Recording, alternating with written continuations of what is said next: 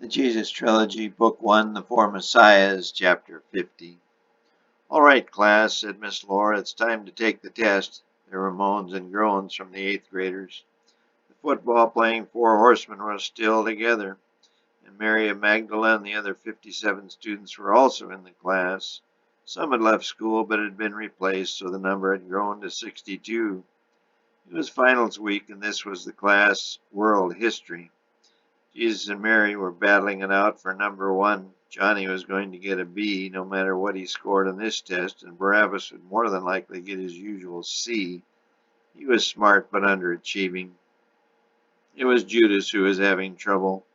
Although he never studied, he had managed to pass each year, and despite suspicion of cheating, he was never discovered. The concern was that if he failed, the four horsemen might be broken up. They had become a strong unit, a regular machine. They were grinding up opponents and had annihilated the freshman team earlier in the fall. Scouts from Jerusalem and Tyre and even Damascus had come to see them play. Johnny was the star. Everyone came to see him, but their cohesiveness as a unit was something to behold. Amazingly, they had stayed injury-free, but now bad grades might get them. Judas was a whiz at math, perhaps because he always had money, but he struggled with history. The other three had spent hours tutoring him, but to no avail. They were sure he wasn't going to make it. Secretly, Judas had paid Barabbas 5 shekels to help him cheat on the history exam. Jesus and Johnny didn't know about it. It was an ingenious plan. They always sat together in class. They figured all they had to do was write each other's names on the test. Barabbas would pass the class anyway, even if he flunked this test, and Judas could then sneak in with a passing grade. Bingo! The four horsemen would be saved. True to form, the two perpetrators signed their names to each other's tests, and all was going well. Jesus had just finished his test and was about to sign his name, but on the last true and false question his pencil broke. Oblivious to the switching of papers, and as he was sitting next to Judas, he asked him if he could use his pencil to sign his own test. It was red, as the two perpetrators made sure they used the same colored pencil so as not to arouse any suspicion. Jesus' test was written in black, but he now signed his name in red. They placed each their tests in Miss Laura's desk box. As it turned out, Barabbas had studied like crazy for this exam in order to get Judas the best possible grade. On grading the test that evening, Judas' test, which was actually Barabbas, got the highest grade in the class. Judas had actually gotten a C, which was expected of Barabbas, and Jesus tied Mary for second highest. When the teacher saw Judas' test in red and Jesus' test in black but signed in red, the lights of suspicion were turned upon high. The next day she asked Judas and Jesus to stay after class. "It has come to my attention that there are some discrepancies on the recent history tests." Judas was nervous but tried to act calm. Jesus was innocent and didn't know what this was all about. "How so, Miss Laura?" Judas asked. "You, Judas, got far and away the highest mark in the class." "Yippee!" Judas let out a yelp of joy. "Sorry, it's just that I've done so poorly in history and finally my studying is paying off." "How much did you study for this test, Judas?" she quizzed. "More than ever, almost all night, Miss Laura." "You mind if I ask you a question or two?" Jesus was getting suspicious now, and Judas was nervous to the point that his hands were shaking noticeably. "Okay," Judas said meekly. "Who is the next great ruler after Nebuchadnezzar in the history of the world?" "That's easy. Alexander the Great," Judas answered with confidence, but Jesus' heart sank. Miss Laura pressed on, straight-faced. "Can you tell me which great Hebrew prophet rode to heaven in a chariot?" "Daniel. See, Miss Laura, all my hard work finally paid off." By now, Jesus knew there was a very rough road ahead. "Jesus, do you know the answer to those two questions?" Miss Laura asked. Yes," he said slowly. "Would you like to share them with us?"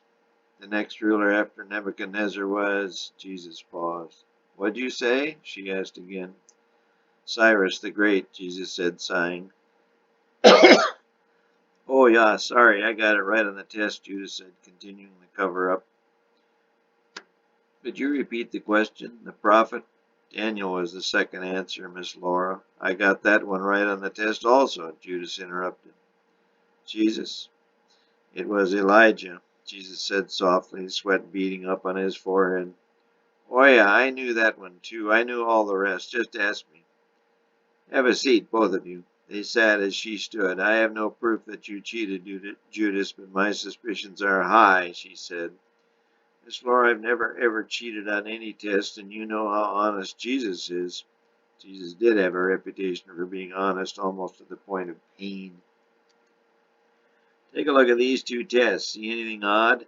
They both looked. She went on. Judas' test is all in red, but Jesus' test is in black, signed in red. I think Jesus took the test and switched them, but Judas slipped up and signed yours in red instead of black. Isn't that right? Jesus was about to say his pencil broke, but his buddy cut in. Jesus, how could you? I swear I didn't know anything about it. Jesus must have wanted to help me so we could all stay together in football next year. You know how important football is to him. Judas reached over and hugged Jesus. That was sure nice of you, but you didn't have to cheat for me. We could have worked it out some other way, partner. Miss Laura, I didn't know Jesus was going to switch the test to help me out. I just gave him mine to hand in so I could walk Mary home. He knew how much Jesus liked Mary. Please go easy on him, Miss Laura. With that, Judas turned and waltzed out of the room. Jesus tried to defend himself, but realized it was useless. His friend had duped him, and now his reputation would always carry the stigma of cheater. You are a fine student, and I am assuming you meant well. You wanted to help your friend, but son, this is not the way to do it.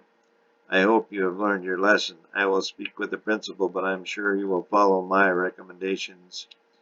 You will be allowed to graduate, but you will take this class over again next year with the 8th graders. Your diploma will be withheld until next year, and if you ever are caught cheating again, even if it is to help a friend, you will be expelled from school. I will speak with your parents. You are dismissed. Jesus did not go straight home. He took the back road and marched up into the East Hills district. He reached a high hill that looked down over the city. By now the whole school assumed he was a cheat, even though he wasn't. He had already figured out what had happened, but he knew it was useless to try and correct it. No one would believe him.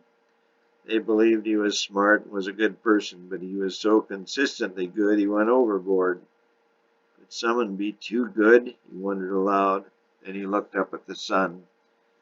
It was 7 or so, another hour before sunset. Dear Father, a tear came to his eye as he spoke. He wiped it away. Dear Father, he said louder, if you can hear me, I need your help. Another tear reached his cheek, but he wiped that one away too. He cleared his crackling throat and went on, I have come to the conclusion that you have selected me as the Messiah. I am willing to accept that challenge even though I know not what it entails. But I'm just an 8th grader. I need your guidance to show me what to do and help me to do it. I believe firmly that you are the creator of us all and that you put me here for a reason, but as I said, I'm just a boy, an 8th grader. I need your help and I need it now. Today was very hard and I expect my life will get worse before it gets better. But you must give me support. I have to see it, really see it. I expect you'll want me to lead an army against Rome, but you know I'm not a fighter.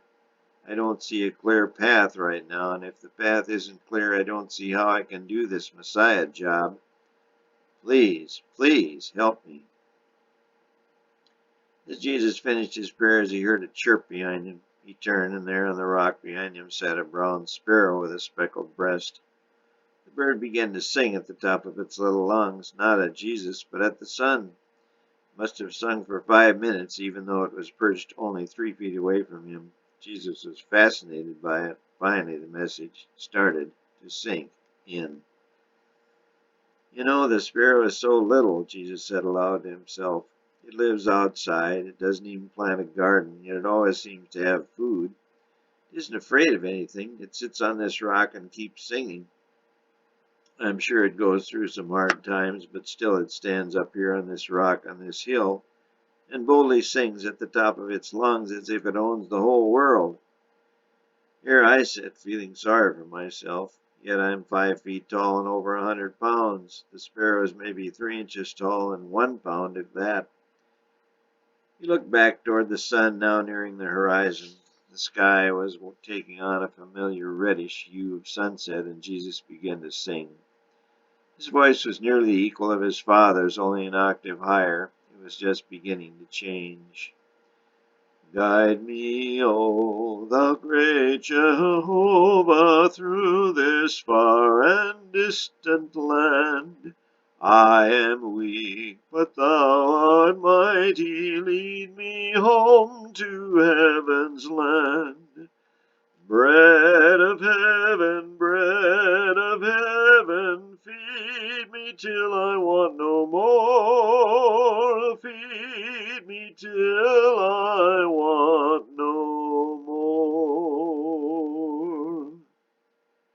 A wide smile was now on Jesus' face. He flexed his muscles, held his head up high, and began the long walk home. He must be bold and strong like that sparrow. God was with him.